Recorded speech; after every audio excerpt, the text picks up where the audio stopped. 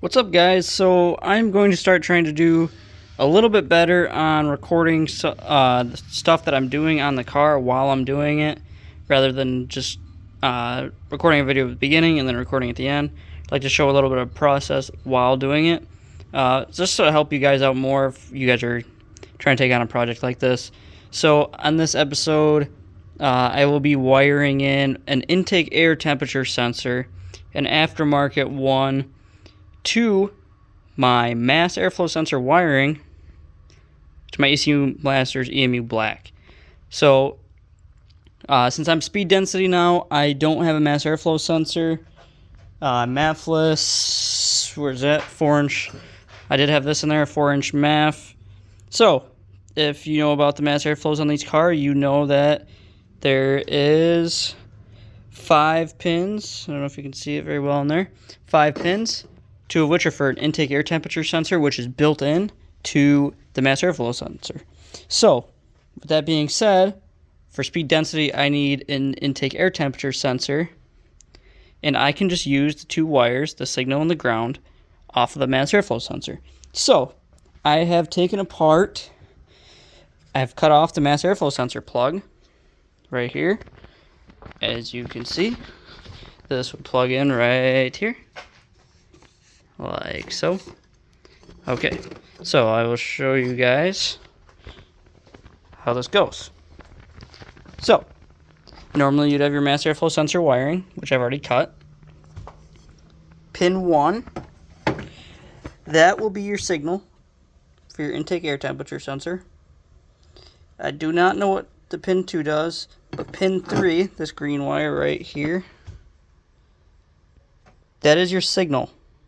So, what you're going to do is you're going to take your green wire, you're going to take your pin 3, it's marked right there, 1, 2, 3, 4, 5, and you're going to cut the whole thing off, but you're going to use pin 1 right here, you use pin 3, which is the green one, you're going to have to unwrap it, and I'm assuming this is the same for any Mark IV using a standalone computer, and you're going to, I just capped off the, I put some heat shrink on the other wires, and then I just electrical taped around them, and then I kind of tucked them in, just to keep them from touching each other. Then you're going to take the other 2 wires, I wrapped them around each other, and then I added wires onto them, got them all wired up. So you're going to do that, get them connected, extend the wires. Most people would run an intake temperature sensor into the intake manifold. From what I read, that's the best place to put it. And a boost application is inside the intake manifold.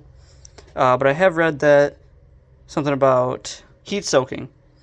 But then I also read that it's still the best place to put it, even with the heat soak of the sensor, because your air is going to get heat soaked when it goes in there anyway.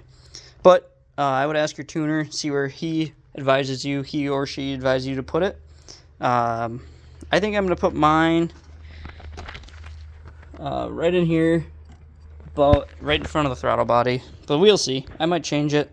I'm waiting on the sensor to get here, and then I will show me wiring up the sensor.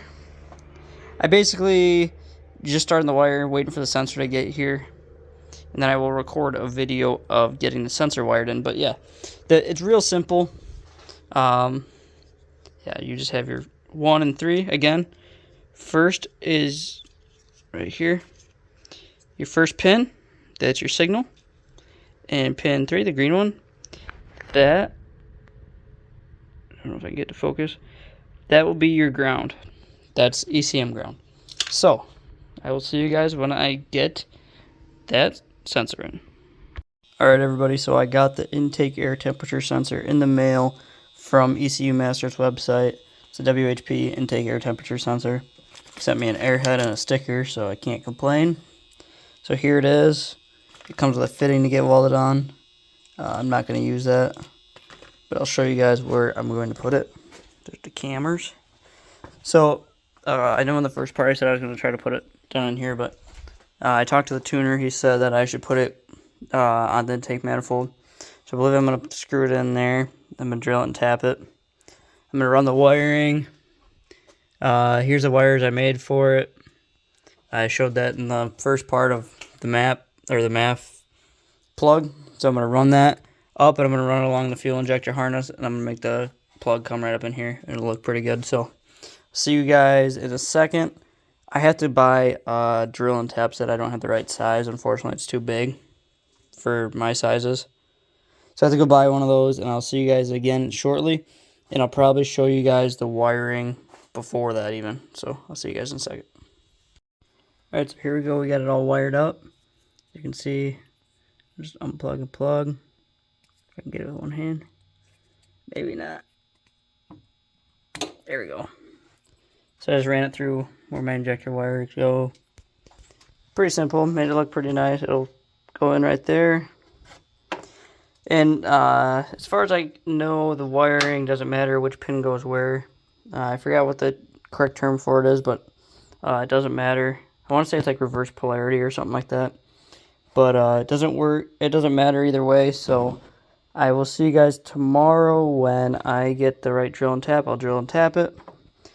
Screw it in there. Plug it in. Get on the computer. And test and see and make sure it works. So I'll see you guys then. Alright, so check it out. I drilled and tapped it. Screwed it in. It's obviously going to be solid. Here's the plug. Plug it right in. Boom. Just like that. So, that being said, I'll see you guys when I get the car back up and running. I need to put the other boost control solenoid on. And I'll see you guys in a bit. Well, there you have it, ladies and gentlemen. As you can see there, my intake air temperature, 138. You see right there where it says CEL. It's no longer illuminated red. That means that my intake air temperature sensor is reading. So, that right there is how you wire up and connect and make work an intake air temperature sensor on a standalone computer on a Mark IV Volkswagen chassis. Should be the same for Golf, GTI, Jetta. Should be the same on pretty much any standalone computer. As long as you use the wires I used, should be good to go. Like I said, placement doesn't really matter. As long as it's the closer or in the intake manifold or close to the throttle body as possible, you should be good to go. So thank you guys for watching, and I'll see you guys on the next one.